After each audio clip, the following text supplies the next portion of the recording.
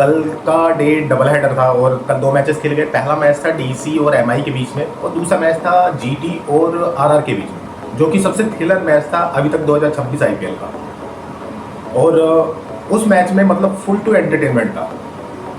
उसमें बाद में आएंगे, उसमें डिटेल में जाएंगे थोड़ा। उससे पहले स्टार्ट करते हैं। कल पहला मैच था एमआई और डीसी के बीच। कल डीसी टॉस जीतता है और अक्षर पटेल टॉस जीतने के बाद फील्डिंग का फैसला लेते हैं, जो कि अभी तक सारे कैप्टन करते आए हैं। कल अक्षर पटेल ने भी वही किया और वो फैसला उनका कल कहीं ना कहीं सही भी साबित हुआ। मैच दिल्ली में खेला जा रहा था और दिल्ली का पलड़ा भारी था। और जिस तरीके से अभी तक दिल्ली परफॉर्म करता आ रहा है, लाइक एमआई को अगर देखें, एमआई कैप्टनसी जब से रोहित शर्मा ने छोड़ी है तब से थोड़ा सा अगर बोले तो उनका थोड़ा सा सिस्टम हिला हुआ है रोहित शर्मा की कैप्टनसी के बाद से। हार्दिक पांड्या को आपने कैप्टन बनाया, लेकिन वो इम्पैक्ट जो रोहित शर्मा अपनी कैप्टनसी में लेके आए हैं वो अभी तक एमआई में दिखाई नहीं। कल जब पहले बैटिंग करने आते हैं, पहला विकेट उनका जल्दी गिर जाता है, रिकल्टर जल्दी आउट हो जाते हैं 9 रन बना के। और उसके बाद तिलक वर्मा आते हैं नंबर 3। मुकेश ने 1 ओवर में 2 विकेट निकाले। उसके बाद सूर्या आता है। सूर्या और रोहित शर्मा ने थोड़ा सा संभाला। रोहित शर्मा ने कल 35 रन बनाए और मतलब इनिंग खत्म होते होते वो टॉप स्कोरर थे। 113 रन उन्होंने बना लिए टोटल 2 मैचेस में, क्योंकि पिछले मैच में भी उन्होंने 78 रन बनाए थे। ऑरेंज कैप रोहित शर्मा को दे दी जाती है। हालांकि वो बहुत ज़्यादा देर तक रुकी नहीं, वो जस्ट अगली इनिंग में ही ऑरेंज कैप का हेड चेंज हो गया। तो कल रोहित शर्मा ने 35 रन बनाए और उसके बाद सूर्य कुमार यादव ने कल 51 रन बनाए। इन दोनों के अलावा कोई भी ज़्यादा इम्पैक्ट डाल नहीं पाया पारी में, क्योंकि उसके बाद रदरफोर्ड आए, वो भी 5 रन बनाकर आउट हो गए। और उसके बाद नमन धीर थे जिन्होंने 28 रन बनाए। मिचेल सैटनर 18 रन बनाते हैं और बोस सिर्फ 11 रन बनाकर आउट होते हैं। और दिल्ली की पिचेस अगर देखें तो यहाँ पर रन बनते हैं। दिल्ली में, मुंबई में यहाँ 200 प्लस स्कोर जाता है, लेकिन मुंबई यहाँ पर सिर्फ 162 रन बना पाई 6 विकेट के नुकसान पे। स्कोर कम था, लेकिन मुंबई के पास बॉलिंग अच्छी थी, डिफेंड कर सकते थे, लड़ सकते थे, उनके पास बॉलर्स काफ़ी अच्छे हैं। लेकिन कल ऐसा हुआ नहीं। अगर डीसी की तरफ से देखें, डीसी की तरफ से कल सभी ने योगदान दिया बॉलिंग में, चाहे मुकेश हो, मुकेश ने 2 विकेट लिए, लुंगी एंगड़ी 1 विकेट लेते हैं, अक्षर पटेल 1 विकेट लेते हैं, विपराज ने 1 विकेट लिया। बस कुलदीप का खाता खाली रहा। कुलदीप को कल 1 भी विकेट नहीं मिला और उसके बाद नटराजन भी 1 विकेट लेके गए। तो ओवरऑल सारे बॉलर्स ने अपना अपना योगदान दिया, जिसकी वजह से वो 162 पर एमआई को रोक पाए। बैटिंग के लिए जब आते हैं तो केएल राहुल थोड़ा सा एक चिंता का विषय बना हुआ है। पिछले मैच में भी केएल राहुल शम्मी की पहली बॉल पर 0 पर आउट हो गए थे और इस मैच में भी सिर्फ 2 ही बॉल खेल पाए। खाता खोला, 1 रन बनाया, लेकिन तीसरी बॉल पर आउट हो गए। इनकी भी अच्छी नहीं रही। उसके बाद जब नीतीश राणा आते हैं, नीतीश राणा भी 0 पर आउट हो गए। हालांकि निशंका ने और रिजवी ने पूरा मैच संभाला। निशंका कल 44 रन बनाकर आउट हुए और रिजवी जब से मतलब खेल रहे हैं, मतलब पिछला मैच देखें, पिछले मैच में उन्होंने ज़बरदस्त रन बनाया। उसके बाद इस मैच में भी उन्होंने 90 रन बनाए और टीम को जीत की दहलीज तक लेके गए। 163 रन के रन चेज में 90 रन सिर्फ रिजवी बनाते हैं। आधे से ज़्यादा काम इन्होंने कर दिया था पूरा, जिसकी वजह से कल प्लेयर ऑफ द मैच भी थे। उसके बाद मिलर ने कल 21 बनाए और स्टब्स ने भी कल 3 रन बनाए। दोनों नॉट आउट रहे, मिलर और स्टब्स, लेकिन रिजवी की जो पारी थी सबसे इम्पैक्टफुल पारी। और अगर आप रिजवी को देखें, 22 साल का लड़का है वो, 22 साल का यंग बैटर है और इससे पहले सीएसके के लिए खेल रहा था। सीएसके ने बहुत ज़्यादा मौके नहीं दिए और खैर उनका परफॉर्मेंस भी उस हिसाब से नहीं रहा। सिर्फ 5 मैच में 51 बना पाए थे सीएसके के लिए। उसके बाद लास्ट ईयर ऑक्शन में आते हैं और डीसी उन्हें बाय करती है। हालांकि अगर सैलरी देखें, सैलरी सीएसके में जाते थे, सीएसके ने इन्हें 8.4 करोड़ में खरीदा था और डीसी ने 95 लाख में खरीदी है, सिर्फ 95 लाख में। लेकिन उसके बाद जो इनका परफॉर्मेंस आता है वो जबरदस्त है। मतलब अगर इनकी 3 पारी देखें, पिछली 3 पारियों में इन्होंने हाफ सेंचुरी मारी है और तीनों पारियों में प्लेयर ऑफ द मैच रहा है लड़का। इस पारी में इन्होंने 90 रन बनाए हैं। पिछली पारी में लखनऊ के खिलाफ इन्होंने 70 रन बनाए थे, नॉट आउट गए थे। और उससे पहले पंजाब के खिलाफ 58 रन बनाए, 3 half century back to back और back to back player of the match. तो रिजवी की फिलहाल जो ये जर्नी है वो ज़बरदस्त है। मैंने कहा था ना, वो ऑरेंज कैप ज़्यादा देर रोहित शर्मा के पास रह नहीं पाई, क्योंकि वो फिर से वापस रिजवी के पास आ गई। 2 मैच में 160 रन बनाए उसने। सेकंड पोजीशन पर रोहित शर्मा है जिनके नाम 113 रन हैं, लेकिन 160 पर पहुंच गए रिजवी। और ऑरेंज कैप होल्डर फिलहाल वही है। 164 4 विकेट के नुकसान पर उन्होंने 18.1 ओवर में ही चेज कर लिया था। हालांकि और जल्दी चेज हो सकता था क्योंकि इतना बड़ा स्कोर था नहीं है। बात करें पिच की और इस टूर्नामेंट की, इस टूर्नामेंट में 200-210 रन ऐसे बन रहे हैं, मतलब जैसे कुछ है ही नहीं। इतने ज़्यादा 200, मुझे लगता है कि इस लीग में सबसे ज़्यादा 200 प्लस रन बनने वाले हैं। और 210 रन बनाने के बाद भी कोई टीम सेफ नहीं रहती है, मतलब उतने रन चेज हो जाते हैं यहाँ पे आराम से किसी भी पिचेज में इंडिया में आप बात करें। ये मैच कुलदीप के लिए उनका 100 मैच था, मतलब कुलदीप के 100 मैच पूरे हुए हैं आईपीएल में, और वहीं पर बुमराह ने भी अपने 150 मैच पूरे किए हैं दोनों ने एक साथ, मतलब 100 और 150 दोनों ने एक साथ। उसके बाद आता है दूसरे मैच पे। दूसरा मैच सुपर हिट था, मतलब पूरा पैसा वसूल, जीटी और आरआर का जो मैच था। यहाँ पर टॉस बड़ा इफेक्टिव रहा, मतलब आरआर टॉस जीतती है और टॉस जीतने के बाद ये पहला डिसीजन था जहाँ पर रियान पराग ने बैटिंग फर्स्ट की। मतलब अभी तक जितने भी टॉस जीते गए हैं सभी में फील्डिंग का फैसला लिया जाता है, पहले सामने वाली टीम को खिलाते हैं, उसके बाद उसके हिसाब से प्लान करते हैं। लेकिन इन्होंने उल्टा किया, इन्होंने पहले बैटिंग प्रिपेयर की और पहले बैटिंग करते हुए ज़बरदस्त रन बनाए। ओपनिंग अच्छी मिली थी इन्हें, जायसवाल और सूर्यवंशी दोनों ने ज़बरदस्त परफॉर्मेंस किया। कल सूर्यवंशी ने 31 रन बनाए और जायसवाल 55 रन बना के गए। नंबर 3 पर जुरेल को भेजा गया क्योंकि लेफ्ट राइट कॉम्बिनेशन मेंटेन करना था, और जुरेल राइट ही हैं और ओपनर जो थे आपके दोनों लेफ्ट ही थे। तो नंबर 3 पर जुरेल आते हैं और जुरेल ने भी कल अपने कैरियर की सबसे अच्छी पारी खेली, 75 रन बनाए उन्होंने कल। हालांकि टॉप ऑर्डर के बाद अगर इन तीनों को छोड़ दे तो उसके बाद किसी का परफॉर्मेंस कुछ खास नहीं रहा, लेकिन इन तीनों ने इतने रन बना दिए थे कि आपकी टीम एक अच्छी पोजीशन में पहुंच सकती थी और वहां से जीत सकती थी, और कल वही हुआ। नंबर 4 पर जब रियान पराग आते हैं, रियान पराग कैप्टन है, वो सिर्फ 8 रन बना पाए और हेटमायर भी सिर्फ 18 रन बना पाए। तो सिर्फ ये टॉप 3 थे जो इस टीम को 210 तक लेके गए। हालांकि एंड में मैं जीटी को कहूँगा कि जीटी के बॉलर्स ने थोड़ा बहुत कम बैक किया, क्योंकि ये एक टाइम पे लग रहा था कि 230 तक जा सकता है, लेकिन उन्हें 210 पे रोका। तो जीटी का थोड़ा सा कम बैक था। और अगर इनकी बॉलिंग की बात करें तो सिराज ने कल अपने 4 ओवर पूरे किए। पता नहीं लास्ट मैच में ऐसा क्यों नहीं किया गया, सिर्फ लास्ट मैच में 2 ओवर में उन्होंने 15 रन खर्च किए थे, लेकिन उनके पूरे ओवर कराए ही नहीं गए। इस बार कराए गए क्योंकि बॉलिंग ऑप्शन ज़्यादा था नहीं जीटी के पास। कल उन्होंने 4 ओवर में 48 रन देके 1 विकेट लिया, और अशोक ने भी कल 4 ओवर पूरे किए और 4 ओवर में 37 रन देके 1 विकेट लिया। अशोक इस टूर्नामेंट में अगर आप फास्ट बॉलर की बात करेंगे तो सबसे फास्टेस्ट डिलीवरी कल उन्होंने डाली है। 154.2 किलोमीटर पर आवर की स्पीड से बॉल डाली है कल उन्होंने, जो कि इस आईपीएल की अभी तक फास्टेस्ट है।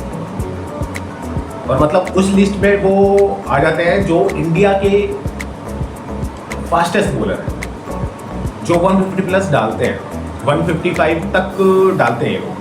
चाहे आप बात करें उमरान मलिक की, चाहे आप बात करें मयंक यादव की, और अब अशोक शर्मा। तो इंडिया के पास फास्ट बॉलर ज़बरदस्त है, लेकिन मुझे लगता है कि उनके साथ सबसे ज़्यादा जो प्रॉब्लम रहती है वो रहती है इंजरी की। और इनके पास पेस तो है, लेकिन थोड़ा सा लाइन सही करने की ज़रूरत है। और मुझे लगता है कि इन तीनों पर काम करना चाहिए, जो कि पिछले कुछ टाइम में उमरान मलिक और मयंक यादव के साथ मैं नहीं देख रहा हूँ। वो और बेहतर हो सकते थे, टीम में आ सकते थे, इंडियन टीम के लिए खेल सकते थे, इतनी फास्ट बॉलिंग करते हैं, लेकिन ऐसा होता दिखा नहीं है पिछले 2-3 सालों में। अगर उन दोनों को देखें, ये साल अशोक शर्मा का पहला साल बोलूंगा मैं, क्योंकि वो इसी में उभरते हुए नजर आए। प्रसिद्ध का भी कल कुछ खास इंपैक्ट नहीं नजर आया, 4 ओवर में 41 रन देकर सिर्फ 1 विकेट मिला उन्हें। हालांकि पिछले मैच में जबरदस्त बॉलिंग की थी उन्होंने, पिछले मैच में तो ऐसा लग रहा था कि हैजलवुड बॉलिंग कर रहा है। सही पकड़े हैं। उसके अलावा राशिद को भी 1 विकेट मिला और रबाडा ने भी कल 2 विकेट निकाले। तो ओवरऑल अगर टीम का परफॉर्मेंस देखें, सारे बॉलर्स ने मिला जुला कर अच्छा काम किया। हालांकि रन थोड़े ज़्यादा खर्च कर दिए, 210 रन बना दिए राजस्थान ने, जो कि एक फाइटिंग टोटल था।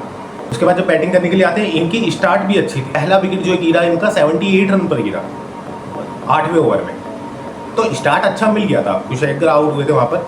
साई सुदर्शन कल 73 रन बनाते हैं, हालांकि कुशाग्रा सिर्फ 18 रन बना पाए, लेकिन साथ में खड़े रहे उनके। जब विकेट नहीं मिल रहा था राजस्थान को, दिख रहा था कि सारे बॉलर्स कुछ खास नहीं कर पा रहे। उसके बाद फिर कैप्टन आते हैं 8वें ओवर में, रियान परियाग, और वो अपना पहला ओवर डालते हैं। पहले ओवर में ही कुशाग्रा को आउट करते हैं, वहाँ से विकेट गिरना स्टार्ट होता है।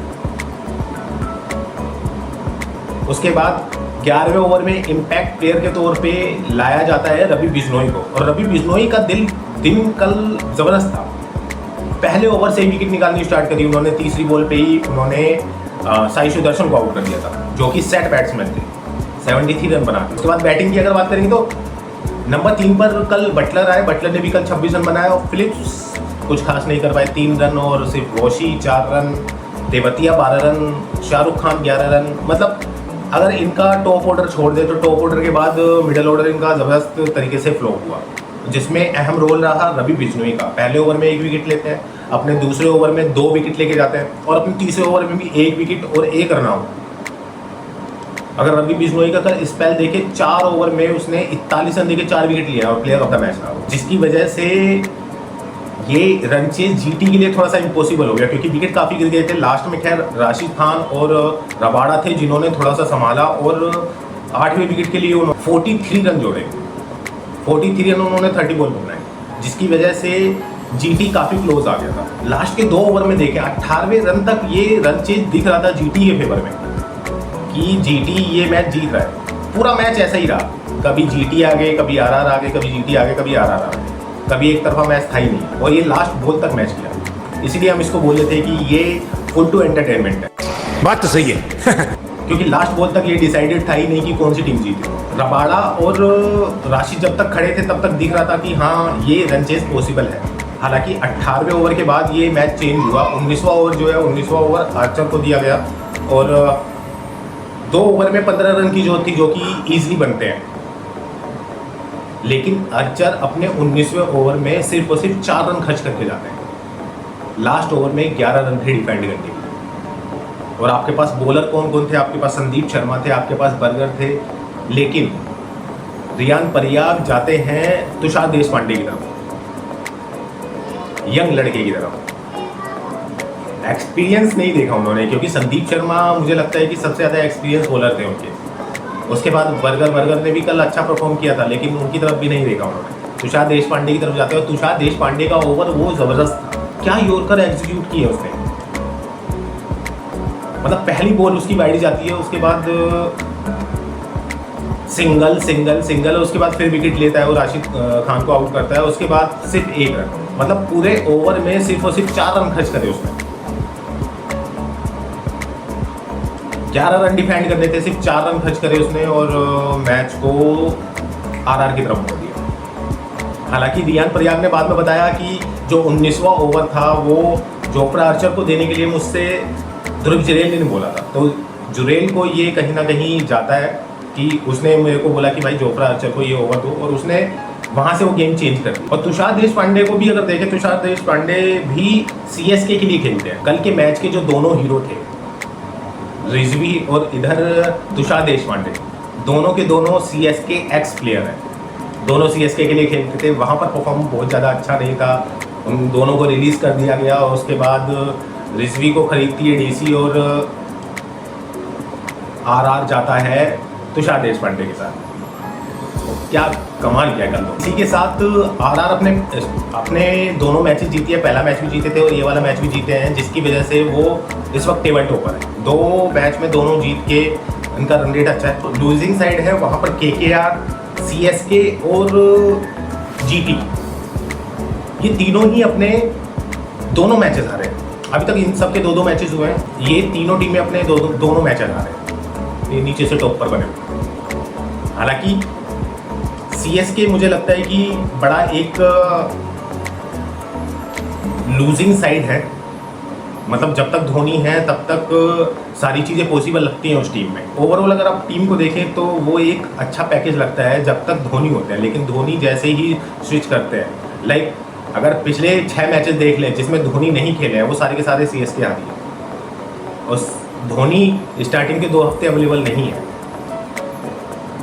तो सीएसके के लिए थोड़ा सा डिफिकल्ट होने वाला इस टूर्नामेंट में बने रहना भी। हालांकि आज का जो मैच है आज भी डबल हेडर होगा और पहला मैच जो होगा वो हैदराबाद और लखनऊ के बीच में होगा और दूसरा मैच जो है वो आरसीबी और सीएसके के बीच में। अगर इस टूर्नामेंट से पहले देखें तो इस टूर्नामेंट से पहले ये काफ़ी कॉम्पिटिटिव टीम मानी जाती थी सीएसके और आरसीबी, मतलब इनका मैच है अगर तो वो मैच काफ़ी टफ होने वाला, ऐसा हमने पहले सब देखा है। लेकिन आज की डेट में जो सीएसके की टीम है, मतलब सबसे वीक टीम इस टूर्नामेंट में अगर कोई दिखती है तो वो मुझे सीएसके नज़र आ रही है। और आज सीएसके और आरसीबी का मैच होगा और अगर पिछली बार जब ये भिड़े थे तब आरसीबी 2 रन से जीता था। उस वक्त धोनी थे टीम में, लेकिन आरसीबी जीता था 2 रन से। और सीएसके की तरफ से आयुष मात्रे थे जिन्होंने 94 रन बनाए थे। लूजिंग साइड रहे बट 94 रन आए थे उनके बैट से। और आयुष मात्रे पिछले मैच में भी उन्होंने अच्छा परफॉर्म किया है, लेकिन एक बंदे के परफॉर्म करने से नहीं होता, पूरी टीम को परफॉर्म करना पड़ता है, तभी आप मैच जीतते हैं। तो सीएसके को थोड़ा सा देखना पड़ेगा, अपना बॉलिंग बैटिंग दोनों चीज़ें थोड़ी सी दुरुस्त करनी पड़ेंगी, तभी कुछ चांस है, वरना तो ये टूर्नामेंट इनके लिए मुझे लगता है कि शायद नीचे से टॉप पे रहने वाले हैं। देखते हैं आज के मैच में।